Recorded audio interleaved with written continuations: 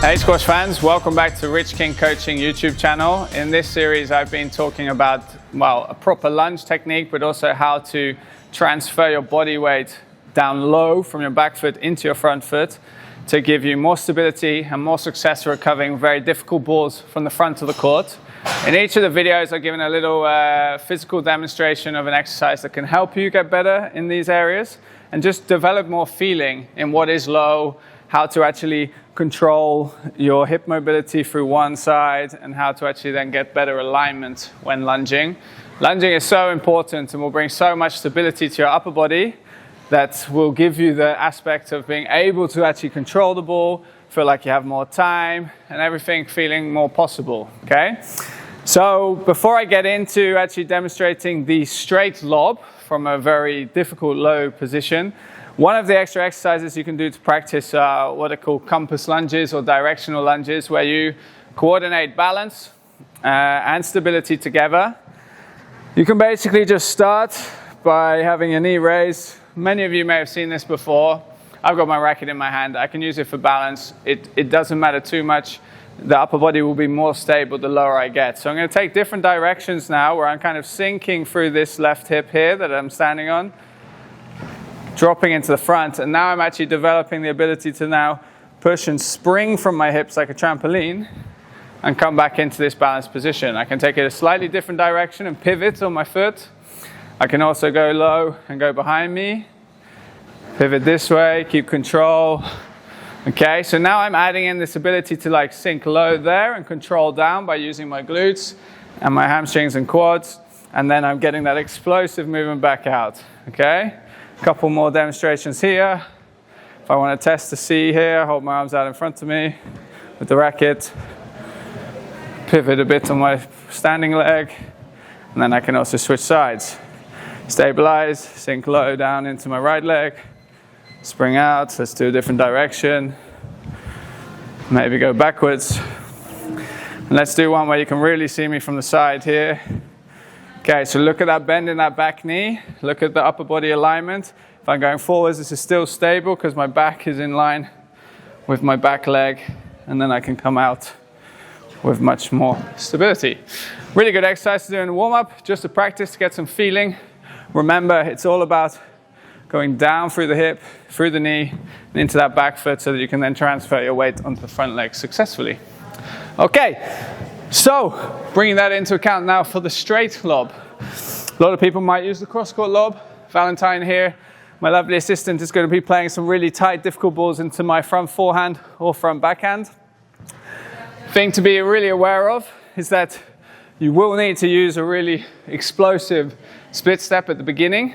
Everyone's heard a lot about split steps, but one thing I think is not said enough about is that when you split your feet to get an explosive first movement, you really need to make sure you also go down low as you're heading into that front corner. It's going to give you much more possibility to stay low, to sink low into that back leg, to then also control your body weight onto that front leg. Now this is in a more counter situation or defensive situation where I'm going to be really reaching and extending, sort of a bit like a fencing kind of movement there, where I'm kind of reaching in. So I'm going to get into a similar position I was in for the counter drop, but now what I really need to do is not be soft in the body. I need to be strong and stable, and I'm going to have a really short swing, but follow up very high with a lot of muscle tone in my arm. So I'm going to aim very high up here and make sure I defend and get this ball into the back corner. Okay? Let's have a little look. I'm going to be moving into this front right corner here. Valentine's going to put in some difficult dish balls at the front. Oh, that wasn't a bad example, but he gave me a little bit more height. Now pay attention to the focus points. The extension, the sinking in that back leg, and the tone in my arm.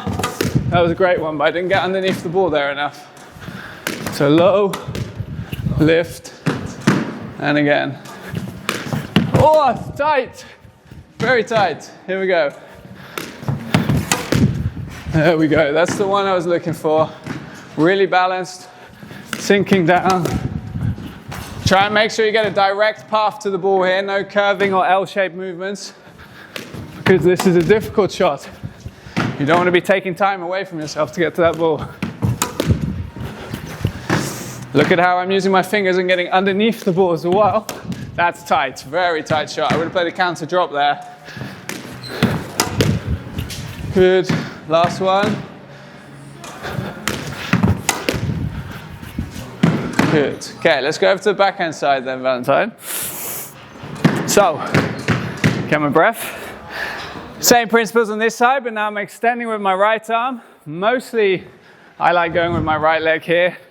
Might be the odd occasion on my left, but bearing in mind, this is my longest reach.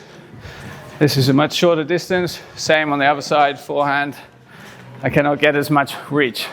To increase reach, as I said before in the other video, move your hand down the racket a little bit. As long as you're really good with your grip and stable enough in your wrist and arm, then it's okay to hold the racket down here. One thing that does happen is some people tend to get a loose wrist when holding it a lot lower. All right, Valentine, let's see how this goes.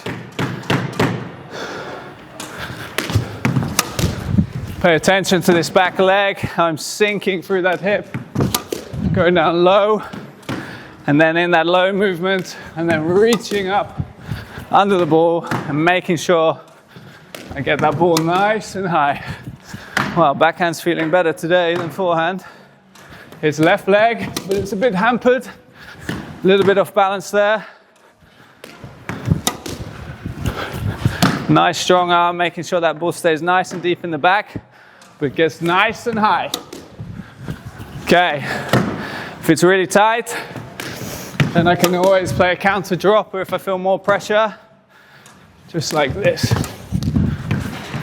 Okay. Whew. Thanks, Valentine. Good workout. Love to hear your feedback, share some comments. That's how to play a straight lob from the front of the court with a proper lunge technique and your ability to get low and stable. Cheers.